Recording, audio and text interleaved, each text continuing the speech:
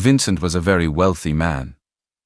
He had mansions in the best parts of town, expensive cars that started with a soft purr, and enough money to last more than one lifetime. People greeted him with respect wherever he went. Doors opened before he reached them. Waiters ran when they saw him coming. His signature alone could move millions. On the outside, everything looked perfect. But inside, he wasn't happy. Almost every woman he met wanted something from him. His money, his name, his status, his lifestyle. They loved the billionaire, not the man. They loved the idea of him. They loved how he looked on their arm. They loved the shine, the parties, the pictures, the power. But not his heart. Vincent wanted something different. He wanted someone who would see him as a person and still choose him.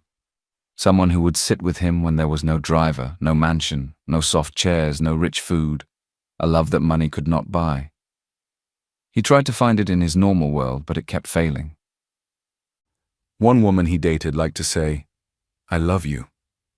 But every time she said it, her eyes went to his car keys. When he surprised her once by coming in a simple car instead of one of his big ones, her mood changed at once. "Where is your usual car?" she asked, frowning. "This one doesn't fit you. People are looking at us." He smiled calmly. "It's just a car." "For you, maybe," she said. "But people judge. You should think of your image." Another woman liked to call him at midnight to just talk, but somehow the talk always ended with, "Baby, can you send something small? My rent, my hair, my shoes, my this, my that." No matter how much he gave, there was always something small again. One evening, he overheard two of his exes talking at a party, not knowing he could hear them. "If not for his money," one said, laughing, "would you look at him twice? He's not even my type. But that kind of account, you manage." They both laughed. The words cut deep. He smiled on the outside, but inside, something closed.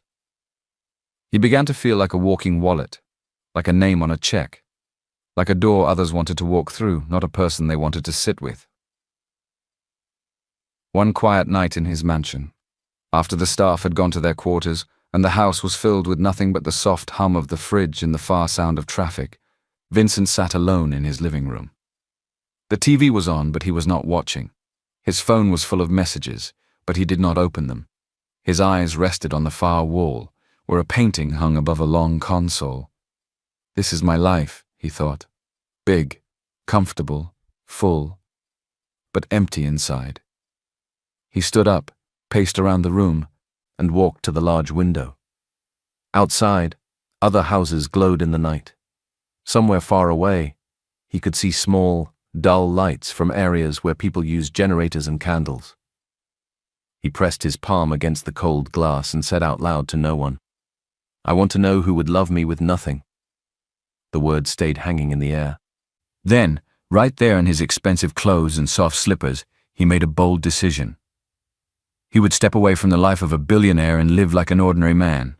No bodyguards, no luxury cars, no designer suits, no private driver dropping him at fancy doors. He would rent a small room. He would take a simple, hard job. He would look like every other man on the street, and then he would see who treated him with respect, who smiled at him without expecting anything, who stayed even when there was no shine. If love came from that life, then it would be real.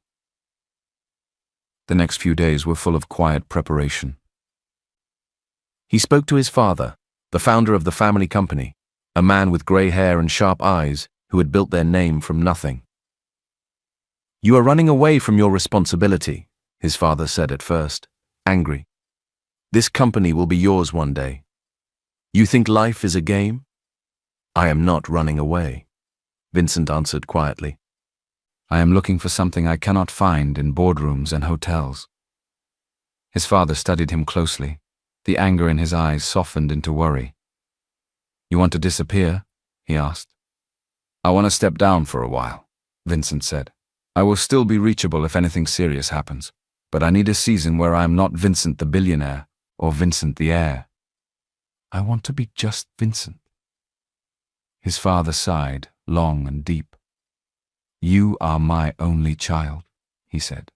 I did not build this empire just so you can throw it away because of women. I am not throwing it away, Vincent replied, meeting his eyes. I am trying to make sure that when I sit in your chair, I am not a bitter man.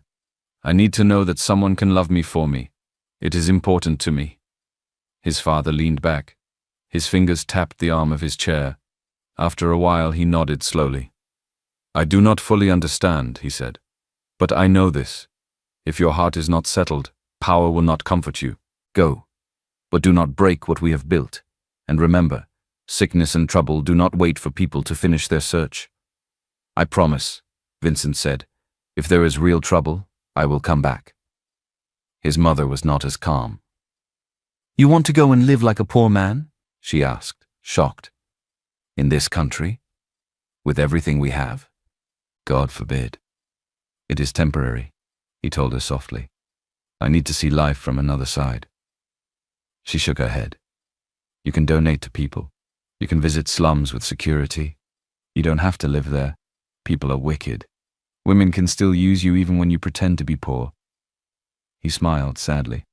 Maybe. But at least they will not use me for my name.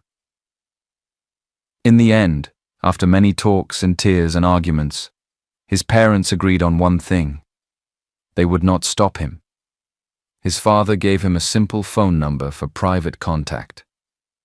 If anything happens to me or the company, you must come back at once, his father said. I will, Vincent promised. He withdrew some money, but only what a normal person could explain. He told his personal assistant to clear his schedule for personal leave. No one else knew the full story except a few trusted staff, and they were instructed to keep quiet. Then he disappeared from his own rich world. He rented a tiny one-room apartment in a crowded area with a shaky ceiling fan, thin walls, and a door that creaked when you opened it. At night, he could hear his neighbors' TVs, babies crying, couples arguing, people laughing. The corridor smelled of cooked beans, kerosene, and sometimes smoke. He bought second-hand clothes from a roadside seller. Old jeans, plain t-shirts, one or two shirts with faded colors, rubber slippers, a cheap wristwatch. When he looked in the mirror, he saw the same face, but everything else had changed. Now he had to find work. He thought about what kind of work rich people almost never do themselves. He wanted something that would keep him far from the world he knew. Something that would cover his hands in dust, not in gold watches. Construction work came to his mind. Bricklaying, laboring, carrying blocks, mixing cement. Work that people respected only for the result, not for the man holding the tools. One early morning, when the sky was still pale and the air was cool, Vincent went to a large construction site near a busy road. Tall metal rods stuck out of the ground. Blocks were arranged in stacks. Bags of cement lay under a plastic cover. Men in old clothes and hard hats moved about. He walked up to the foreman, a strong man with dark, tired eyes and a whistle around his neck. Good morning, Vincent greeted. The foreman looked him over. Yes? I'm looking for work, Vincent said. Anything. I can carry blocks, mix cement, help. The foreman frowned. You don't look like person way done do this kind of work before. Your hand too soft. Vincent turned his palms up. They were smooth, it was true. I am ready to learn, he said simply. The foreman watched him for a moment, then shrugged. We always need extra hands. Pay no too big. Work hard. No complain. I understand, Vincent replied. Come tomorrow, the foreman said. We start early. No late coming. Yes, sir. The next day, Vincent's real test began. The first week almost broke him. They started before the sun fully rose. He learned how to mix cement with sand, water, and effort. He pushed wheelbarrows full of blocks uphill. He carried heavy loads on his shoulders. His legs burned, his back felt like fire, his palms tore and raw skin showed. When he came home each night, every part of his body ached. He lay on his mattress and stared at the ceiling, feeling pains in places he didn't know he had. Sometimes he wanted to quit. But each time he thought of quitting, he remembered why he started. He remembered laughter at parties, careless words, if not for his money. And he pushed through. Slowly, His body began to change. His palms hardened. His shoulders grew stronger. The pain did not vanish, but it became something his body understood. He also began to see the lives of his fellow workers. Some of them had families they sent money to in the village. Some shared one room with 3 other men. Some had dreams of opening small shops one day. Some had almost given up on dreams. He listened silently, stored their stories in his heart, and respected them more than ever. But the women he met in this new life were familiar in a different way. One day during lunch break, a woman selling phone cases and chargers passed by. Her clothes were neat. Her nails were long. She walked like she thought the ground under her belonged to her. Vincent was pushing a wheelbarrow of sand past the gate when a small stone rolled under the wheel. The wheelbarrow bounced and one block nearly slipped off, almost touching her ankle. "I'm sorry," he said quickly. "Are you okay?" She jumped back and looked at him like he was something she stepped on. "You people know they look where una they go," she snapped. "See as you just they bring sand near my leg, cement everywhere. I beg, don't stain me." "I said I'm sorry," he repeated gently.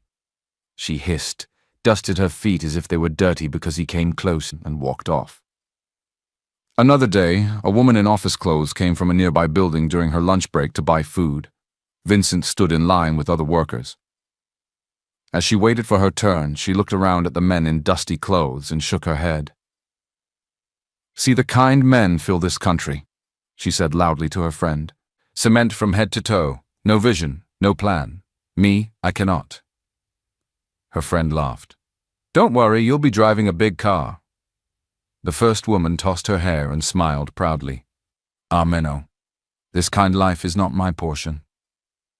Vincent kept his face calm and ate his food later in quiet, but the words stayed.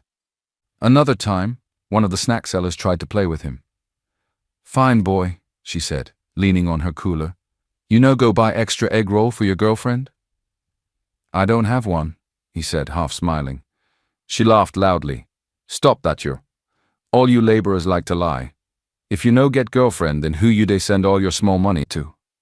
He smiled again. "I just don't have one." Later, when he told her he couldn't afford extra that day, she rolled her eyes. "If you no get money, no come here and be doing shikara," she said. "You men of nowadays, no money, but you want respect." He realized something clearly. People judged faster when they thought you had nothing. It hurt, but it also made his desire stronger. He wanted to see if there was someone different, someone whose eyes did not change when they thought a man was ordinary. Sundays at the site were a little slower. There was still some work, but not as heavy. Security was always there. Some workers did small tasks. Vendors still came. Children sometimes passed by. The noise changed. It became softer, more human. And that was when he first saw her. It was a bright but gentle Sunday afternoon.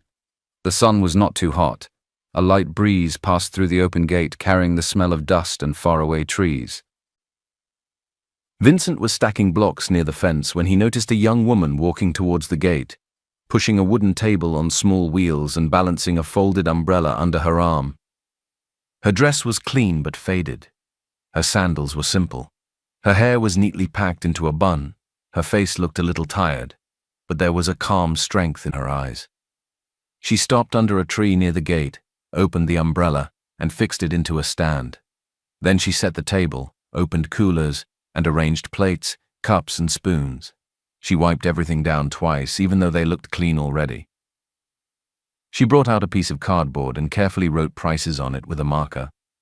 Rice, beans, plantain, fish, meat, sachet water. No shouting, no forming, just simple, clear writing.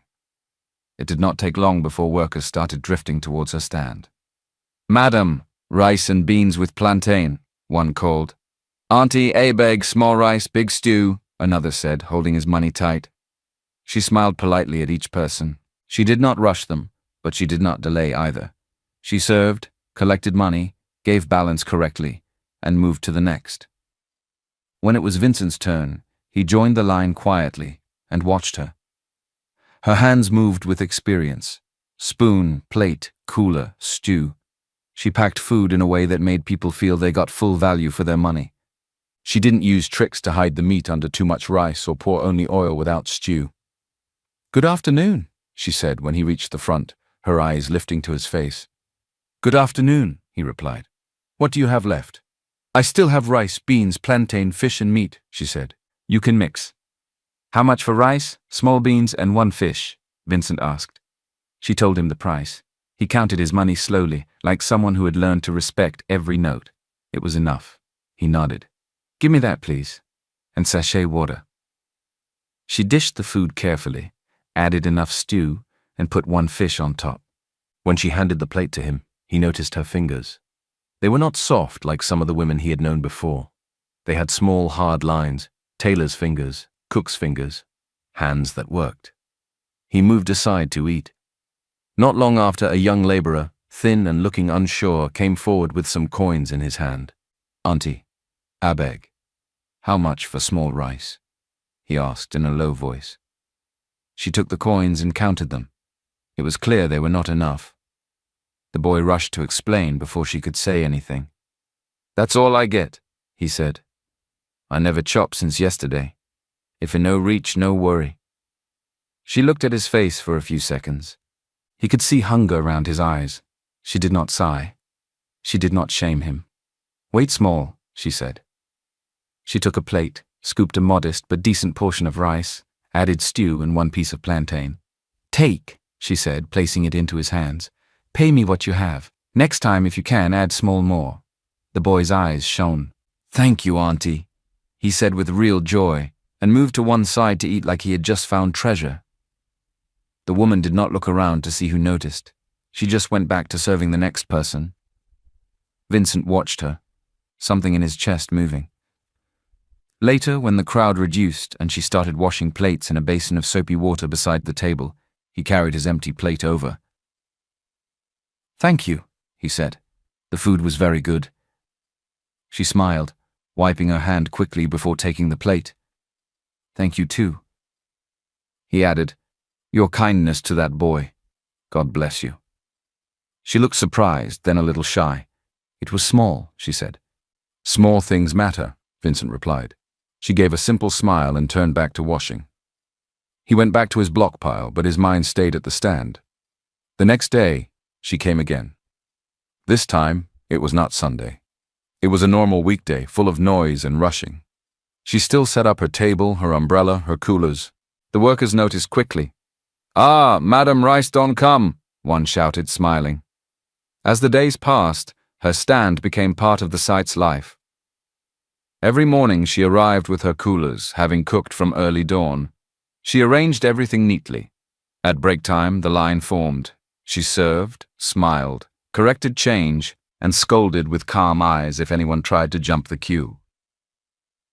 One day, after the rush, Vincent helped her carry one heavy cooler back to her small wheelbarrow.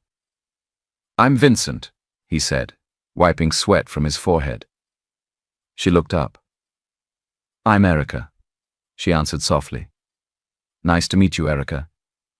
"Nice to meet you too," she replied, and looked down at the cooler again, hiding a small smile. They started talking more after that.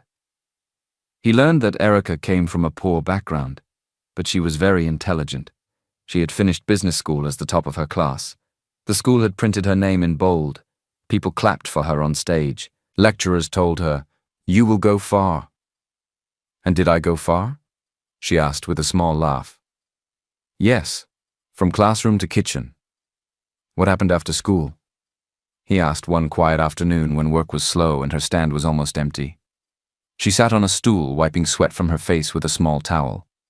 "I wrote applications," she said. "So many. I attended interviews, I passed tests. People said, 'We'll get back to you.' They never did. Some jobs were taken before they even put them online. Uncle will call uncle, friend will call friend. If you don't know anybody, you are just filling space." She shrugged, but there was pain behind the movement. "One HR woman told me plainly," Erica continued. She said, "You're very sharp. If we bring you in, later you might take our seat." She laughed when she said it, but that day, something inside me sat down. "So what did you do?" Vincent asked. I stopped waiting, she said honestly. I started sewing. My mother taught me when I was small. I improved. I sew clothes for neighbors, friends of neighbors, anybody who comes. Then I added cooking. These workers must eat. I cook in the morning, come here to sell, go back and sew at night. That is how we are managing. And your family? He asked gently. My mother is at home, Erica replied. She is not strong. Some days she cannot even stand for long. I take care of her. My father is late. He died some years back. Her voice stayed calm, but Vincent saw the shadow in her eyes again. He listened. He did not rush to speak. When he finally did, he said, "You carry a lot." She gave a small smile. "God is carrying me too," she said, "so it's okay." From then on, he saw her differently, not just as the lady who sold food, but as a woman with a sharp mind, a tired body, and a strong heart. He did not talk about his real life. He did not mention mansions or shares or meetings. He talked about what matched what she could see: cement, blocks, sun, sweat. He shared small jokes from the site. She shared funny stories from customers who wanted big style for small money. Once, during a very busy afternoon, a group of men came to her stand. They were dressed slightly better than the laborers and talked loudly, as if they were more important. "Madam, serve us first," one of them said, pushing another worker aside.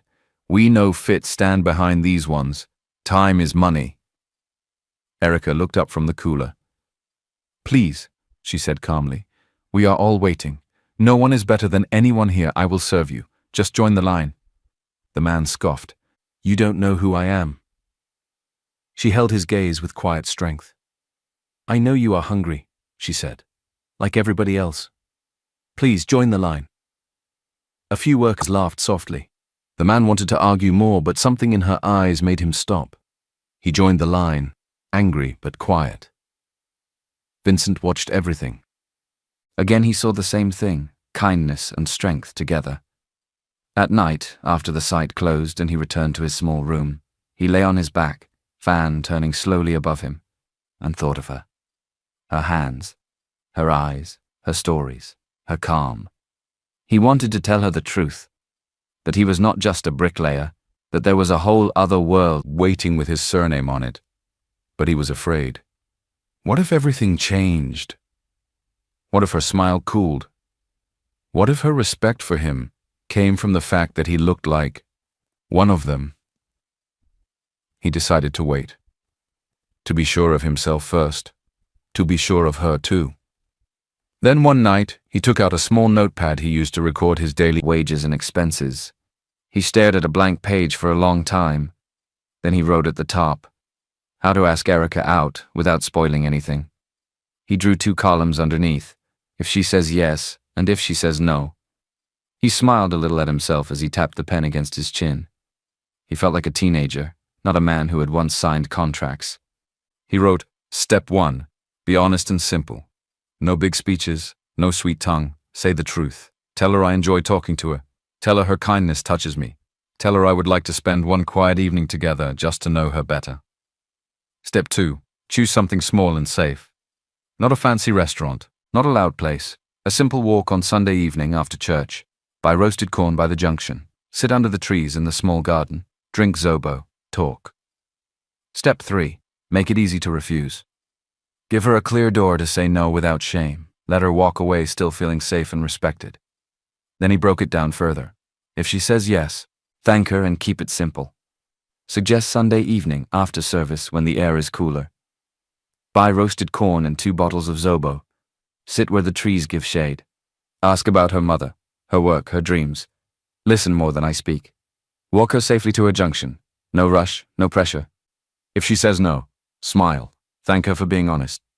Tell her I respect her answer. Don't withdraw from her. Keep my kindness the same. Give her space. No chasing, no begging, no mood. Keep the site a safe place for her. He read it again and felt his chest relax. The plan is not perfect, he whispered, but it is honest. He slipped the notepad back into his pocket. The next afternoon, after most of the workers had eaten and left, he stood by her stand as she washed plates. "Good evening," she greeted with her usual small smile. "Your usual?" Rice, beans, and fish? He smiled back. Yes, please.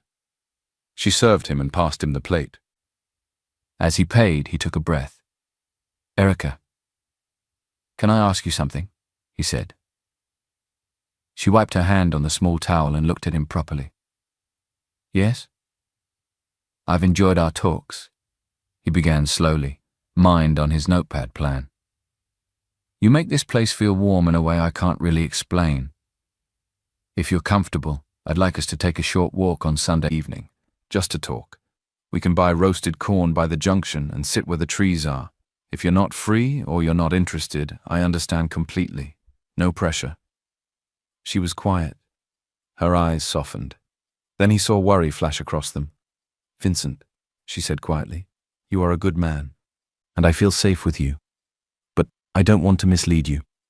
His heart sank a little, but he remembered if she says no and nodded. Thank you for being honest, he said. It's okay, truly. She studied his face for a moment longer. I didn't say no, she replied. He blinked. Oh. A small smile touched her lips. I said I don't want to mislead you. My life is complicated. My mother is not well. Money is tight. In the morning I wake early to cook. I carry food here, I sell. After that I go home and sew. Most evenings I go straight home. I don't have much time and I get tired easily. I don't want someone to think I am ignoring them when I'm only fighting to survive. What would make it easier? He asked gently. If we walk, she said, looking at her hands. It has to be close, and not too long. I don't want people to talk, and I need to get home early. Sunday evening, he offered. Just 30 minutes, from here to the small garden and back. No noise, no crowd. If you get tired or uncomfortable, we stop. She stood there for a long second, then nodded once. Okay. He let out a breath he didn't know he had been holding. Thank you. But Vincent, she added, looking him in the eye, if I ever feel it's not right, I will tell you. You won't be angry? He shook his head. Never. Your peace is more important than my feelings.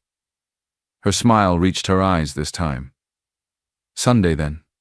Sunday, he repeated. That night he opened his notepad and added one more line. Final rule, whether she says yes or no, protect her dignity. Let her leave every moment feeling safe. When Sunday came, the evening air was soft and gentle. The sky was painted with soft colors as the sun began to go down. Vincent waited by the small junction near the site, hands in his pockets, heart beating a little too fast. Erica arrived a few minutes later, wearing a clean, simple dress and carrying a small bag. Her hair was neatly tied. Sorry I'm a bit late, she said. I had to make sure my mother ate first. It's okay, he said. You look nice. She smiled. Thank you, you too. You've washed off your cement. They both laughed. They walked side by side towards the small garden, a simple area with a few trees, some old benches, and a small woman roasting corn near the road. They bought 2 cobs of roasted corn and 2 bottles of Zobo in plastic cups, then found a bench under a tree. For a while they just ate, listening to the sound of passing cars, distant music from a nearby shop, and the rustle of leaves above them. Tell me about you, he said gently. What your days look like, what you carry. Erica took a breath. My mother is sick most days, she said. Some mornings she can't stand up on her own. I wake early, around 4:30 to start cooking. Rice, beans, stew. I pack everything in my coolers. Sometimes my mother helps small by washing plates slowly while sitting down. But other days she just lies there. I bring the food here, sell it, smile so people won't see that I'm tired. When I go back home, I rest a little, then start sewing. I sew until late in the night. She traced a line on the bench with her finger. I send money to my uncle in the village whenever I can, she continued. My younger cousin is still in school. I don't want him to drop out. I know what education did for me, even if it did not give me a job. I don't want him to lose that chance. She paused. I don't have much, she said quietly. Just enough to keep us going. I've learned to be careful with people. Promises are easy. Care is hard. Vincent listened, eyes fixed on her. Her words sank into him like water into dry ground. "I'm sorry," he said finally. "Not just for what you've faced, but for how the world can make a good person feel like they are not enough." She looked at him surprised. "I don't feel like I am not enough," she said gently. "I just feel tired sometimes." He nodded slowly. "You said you finished business school. Top of your class." A small light appeared in her eyes. "Yes," she said. "Sometimes it feels like a different life. I still keep my result in a file. I still have my old notes. When I am not too tired, I open them and read a bit. Marketing, finance, business law. It reminds me that my brain is still working, even if my hands are cooking and sewing now." "I don't agree that you are far from your dream," Vincent said softly. "You are still using your mind. You planned this food business. You manage your costs. You know what your customers want. You are doing real business, only that nobody is putting you in an office and paying you big salary for it." She smiled a little. "Maybe. But sometimes I wonder if I wasted my time chasing that certificate." "You didn't waste it," he said. "One day all those things you read will stand up and start working louder in your life. I can feel it." They sat quietly for a while. The corn was almost finished. The Zobo cups were half empty. "I like who you are, Erica," Vincent said at last. "The way you help people without noise, the way you speak truth and still stay gentle." She looked at him, her eyes soft. "I like how you listen," she replied. "Most people only wait for their turn to talk. You actually hear me." The air between them grew still. Slowly, gently, like they were both asking the same question without words, they leaned closer and shared a small, careful kiss. It was not long. It was not dramatic. It was simple and real. When they pulled back, they both exhaled, a little shy, a little amazed at how something so small could feel so big. "I'm sorry," Vincent said quickly, worried. "I should have asked first." Erica shook her head. "I'm not angry," she said calmly, "but I want to take things slow." He nodded at once. "We will," he said. "Your pace, your comfort. Always." She smiled. The worry lines on her face eased. "Thank you," she said. They sat together as the sky grew darker. No heavy promises, no pressure. Just quiet understanding that something gentle had begun, and they would move forward slowly. The next Saturday they met by the junction and walked to the open market. The place was alive, vendors shouting prices, the smell of pepper and spices in the air, children running between stalls. "Let's buy fresh," Erica said, picking up a tomato and checking it with a light squeeze. "Bad tomatoes spoil stew." Vincent carried the basket like it was the most important job in the world. They chose red tomatoes, firm onions, fresh peppers, and a bundle of scent leaves. At the fish section, the seller lifted fish onto the table. Erica checked the eyes, the gills, the smell.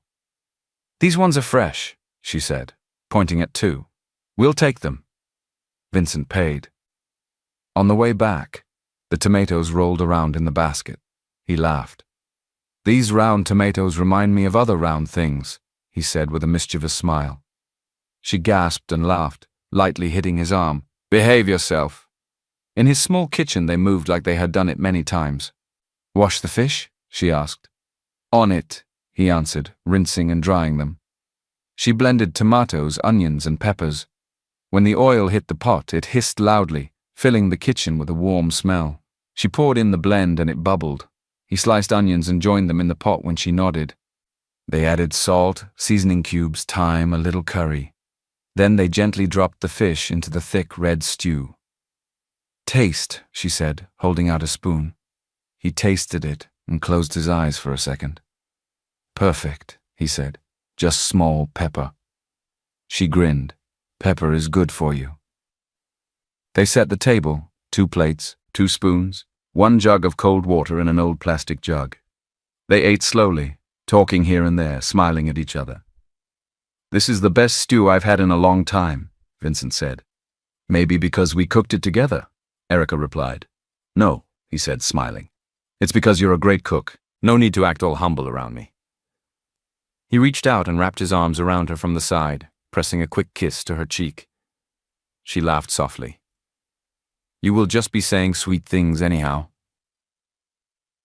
After the meal, they washed plates together. He rinsed while she soaped. Sometimes their hands touched in the water, and each small touch felt louder than it should.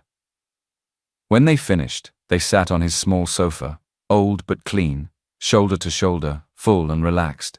No big speeches, no heavy promises, just quiet closeness. That night, after she went home, Vincent sat on his bed and stared at his phone for a long time. He thought about Erica in the market, Erica in his kitchen, Erica laughing at the tomatoes, Erica talking about her mother and her cousin in her dreams, Erica with stew on her spoon and strength in her eyes. He knew then, clearly, he loved her. He opened his notes and wrote a new line. "Take Erica to meet my parents." His chest tightened. His parents liked shiny things. They liked people with known last names, powerful uncles, easy access to any room. They loved their son, but they also loved the status their family carried. Erica was from a poor background. She did not have big connections. She had a degree but no big job. She cooked by a dusty gate and sewed clothes in a small room. She took care of a sick mother and a young cousin. Her strength was quiet, and her pride was simple. Would they see her the way he saw her? Or would they only see what she did not have? He typed a message to her, then deleted it. He stood, walked to the window, came back, sat down. He started again.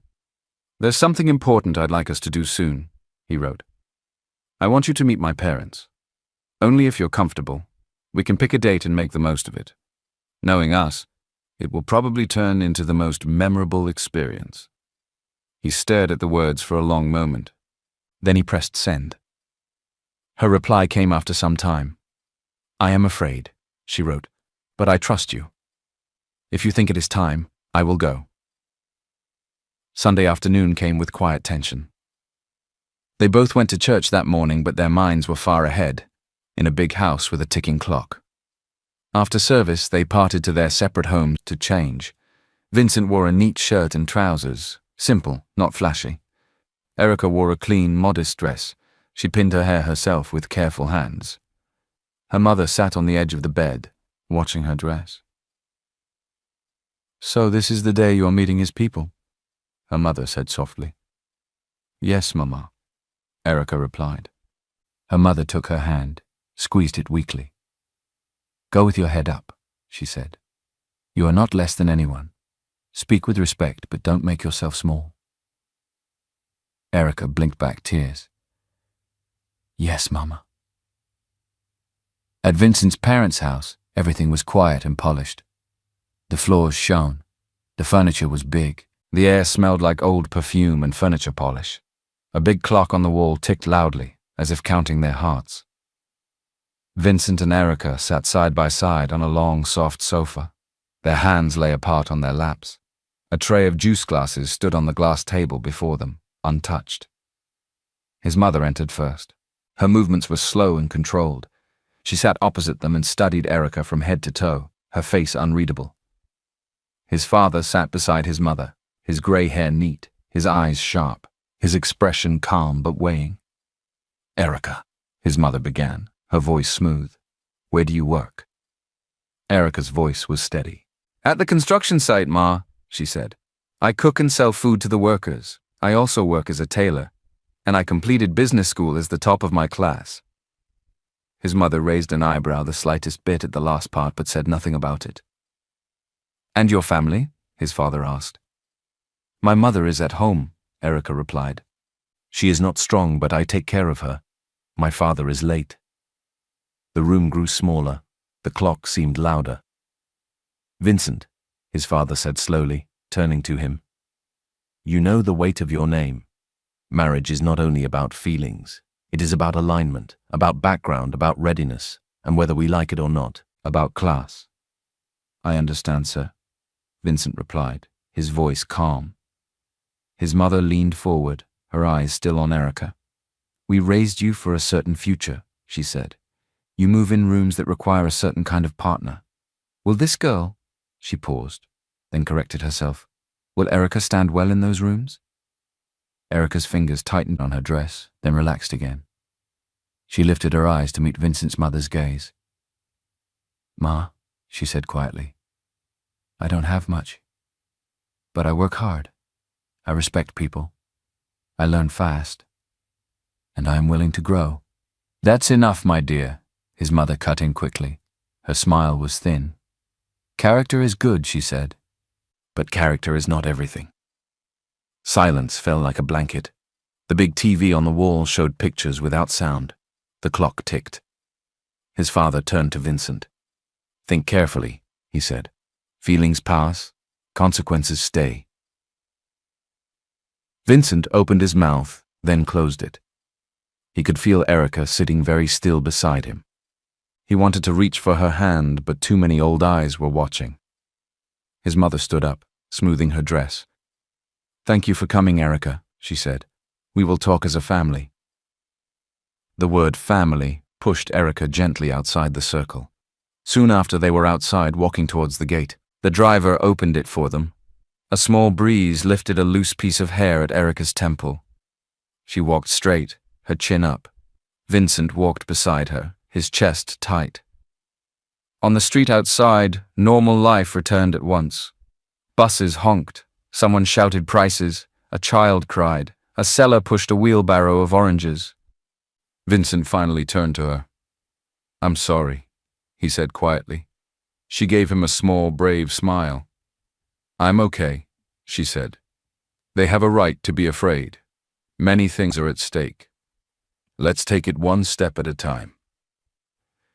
He nodded, but the sound of the clock in that quiet house followed him home. That night, he sat alone in his small room again. The fan ticked. A street light outside drew a thin line of gold across the floor. On the chair hung his cement-stained clothes. On the table lay a leather wallet with cards and keys that could still open the doors to his other life. His phone vibrated. Mom, we will talk tomorrow. Think clearly. Dad, come home. He put the phone face down. He opened his wardrobe. On one side were his plain shirts, old jeans, and worn cap. On the other, a sealed garment bag, with one of his old suits inside. He touched the bag, then slowly closed the door without opening it. He took a small piece of paper and wrote, Choose the life that feels true. Protect her peace. He pinned it above his small desk. He thought of Erica, checking tomatoes in the market, laughing at his tomato joke, wiping sweat off her forehead, feeding hungry workers, reading old business notes at night, standing in front of his parents without bowing her head too low. His phone buzzed again. He turned it off. I'm walking away from everything that demands I be someone I'm not, he said into the room. I choose the small room, the work, and the quiet with her. Outside, a car slowed near his gate, then moved on. He exhaled. Days turned into weeks. The sharp pain of that visit softened into a quiet ache. Life went on. He returned to the site. He carried blocks. Erica cooked. They talked and walked when they could. They didn't speak much about his parents, but it sat there, like a shadow at the edge of their peace. Then one morning, everything changed. First came a short message from an uncle. Call your father. He called at once. No answer. Then a voice note from his cousin.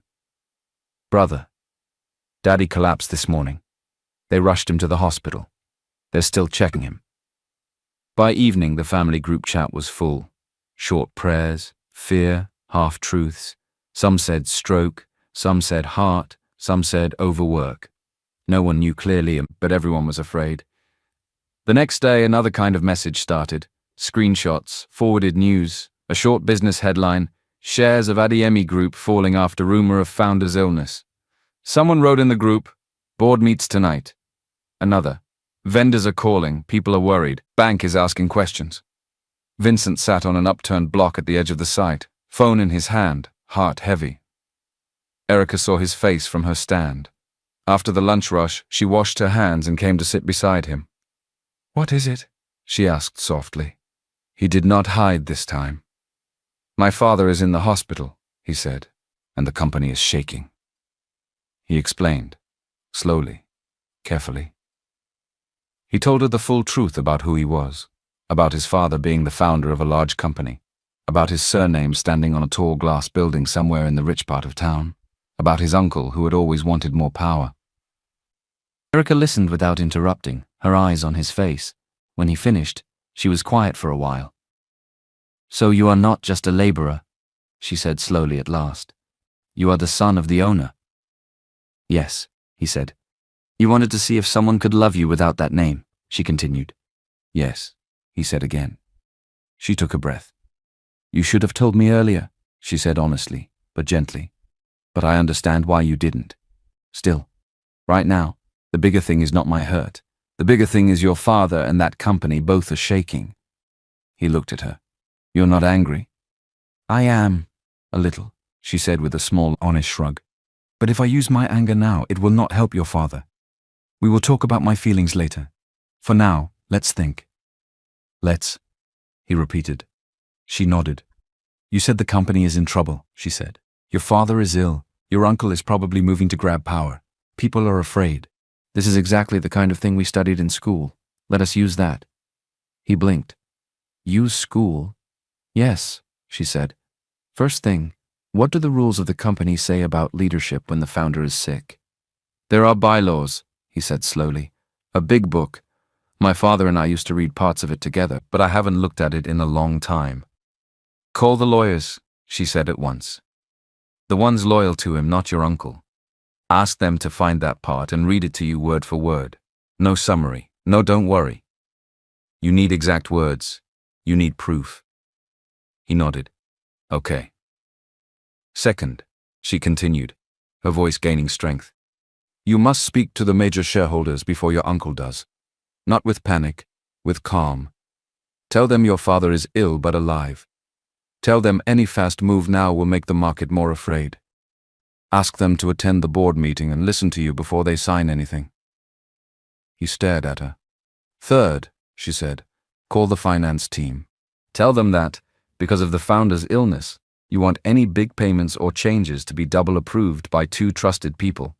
That way, even if your uncle tries to move fast, he must pass through other hands." Vincent just looked at her. He saw not just the food seller, not just the tailor, not just the tired girl with rough hands, but the business school best student coming alive. "I am sorry," she said with a small, self-conscious laugh. "I am talking too much." "You are not," he said quickly. "You are giving me a map." He did exactly what she said. That evening he had his bath, changed into clean, simple clothes, and spent hours on the phone. He called the lawyers. They found the clause and read it out. If the founder became too sick to exercise his duties, he could pass power to someone, through a proper instruction, witnessed by a doctor and a nurse. If that did not happen, the board had rules to follow, but only under special steps. He called key shareholders. Some were cool, some were very worried. He told each one the same thing. "My father is ill but alive. Any sudden move now will harm the company more. Please come to the meeting. Let us follow the rules." He called the finance team. "From today, until I say otherwise," he told them, "no big payment or big change goes out without 2 trusted signatures. Don't make noise about it yet, just do it." Late that night, his phone buzzed again. It was his father. "Vincent." His father's voice was weak. Machines beeped faintly behind him. "I'm here, Dad," Vincent said, his throat tight. "I'm here." "My son," his father said slowly, breath heavy. "They will try to sit in my chair before I leave it. I need you to stand up now. Not as a boy chasing peace, but as a man protecting a house. I have no other child." Vincent closed his eyes. "I left that world because I was tired," he said. "I found peace here. I found someone here. I don't want to lose her or myself." His father's laugh was short and weak. "Peace without purpose will still trouble your heart," he said. "Find a way to hold both. But today, you must protect what we built." He coughed hard. Voices rose behind him. "We have to sedate him now," someone said. The line went dead. Vincent lay awake till morning. Beside him, Erica slept on her side, her hand resting near his arm like she had fallen asleep talking and never moved. He watched her breathe, in and out, in and out. He knew, with a strange calm, that his two lives had collided, and he would not be allowed to keep them separate anymore. The boardroom was cold when he walked into it the next day. Men and women sat around a long table, some with files, some with tablets, some with nervous eyes. At the head of the table stood his uncle, with a bright smile that didn't touch his eyes. "Since our founder is unwell," his uncle began, tapping a small gavel, "and since the market does not forgive delay, we must act fast. We are here to ensure this company does not fall." He showed a document on the projector. "Statement of inability," it read.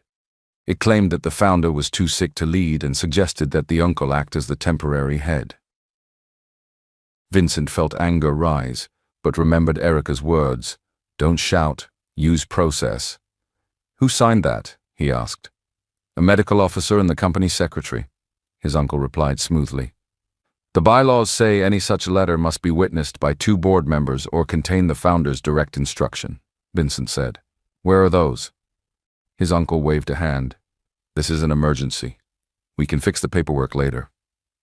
"Paperwork is the law," Vincent said quietly. "The company is bigger than our family. We must follow what is written." Some shareholders shifted in their seats. His uncle pushed for a vote.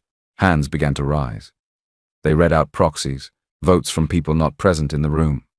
The numbers climbed. It was very close to giving his uncle full control.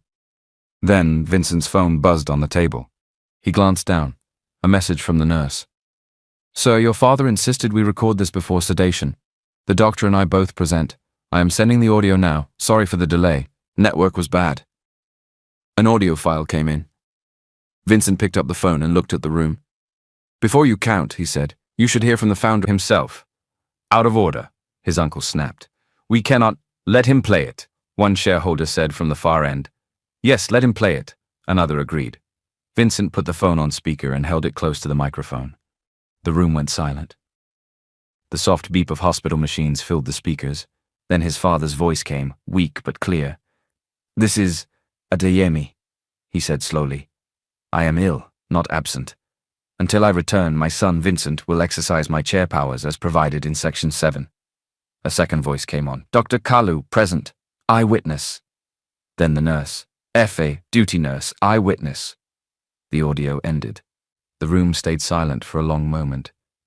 "This meets the bylaw," Vincent said, his voice steady. "Founder's instruction, medical witnesses. Any plan to put someone else in that seat now breaks the rules of this company."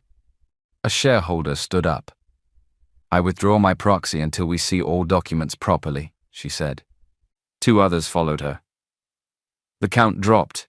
His uncle's majority broke. "We will follow process," Vincent continued. "By 6 p.m. today, we will send a clear message to staff and partners. We will slow down any big moves. We will meet again in 7 days with full notice. This company will not be ruled in the shadows." He turned to the company secretary. "Record it." His uncle slowly put the gavel down. His smile was gone. When the meeting was over, people began to leave. Some came to shake Vincent's hand. Some nodded. A few avoided his eyes, ashamed. His mother, who had been sitting quietly at the back, came forward. "You spoke like your father today," she said softly. Vincent smiled faintly. "I did not stand here alone," he replied. "Erica helped me see the plan clearly." His mother looked at him for a long moment. Something softened further in her expression. "We will invite her again," she said slowly. "This time, we will talk as a family, with her inside." In the weeks that followed, as his father slowly got stronger in the hospital, his parents spent more time with Erica. This time listening, not just testing. They learned how she managed food costs when prices rose overnight, how she handled stubborn customers, how she used simple records to track which meals sold more, how she applied business ideas on a small roadside scale. His father listened from his bed one day during a visit when she quietly explained how fear in the market spreads when leaders speak in unclear ways. "You see things clearly," his father told her. "The company needs people like you, not just in the canteen but around the table." Her cheeks grew warm. "Thank you, sir," she said. It did not happen with one conversation. There were still tears, fears, and long talks. But slowly, his parents' hearts shifted. In time, they gave their blessing. Vincent and Erica chose not to have a grand wedding. They picked a small hall behind a quiet church. The walls were cream, the chairs were white. The flowers were simple. There was no magazine, no TV crew, no exaggerated decoration. Just family. A few close friends. Some staff who had become dear. Some site workers who had walked with them from dusk to this day. Erica stood in a small room, wearing a modest ivory dress that sat gently over the small curve of her belly. Auntie Rennie fixed the last pin in her hair. Erica placed her hand over her stomach and whispered, "We are ready," more to herself and the baby than anyone else. Out in the hall, Vincent greeted guests, shaking hands, accepting hugs with a calm smile. His mother arrived, dressed simply but elegantly, her eyes softer than he had ever seen them. She hugged him and held on a little longer than normal. "Let today be gentle," she said quietly. "It will," he replied. Moments later, his father was wheeled in. He had lost some weight, but his eyes were still bright. He did not want drama, just a blanket over his legs and a simple place at the front. When Vincent leaned down to greet him, his father cupped his son's face with a trembling hand. "Stand well," he murmured. "Finish well." The officiant cleared his throat. The choir sang a soft hymn. For a second the lights blinked as power dipped, and the hall held its breath. Then the generator came on with a cough, and the lights steadied. A few people laughed in relief. "Good sign," someone whispered. "Life is real." Then the doors opened.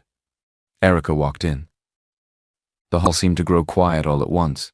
Vincent could hear nothing but his own heart and the soft brush of her dress as she walked up the aisle, step by step, eyes fixed on him. She did not look away. Neither did he.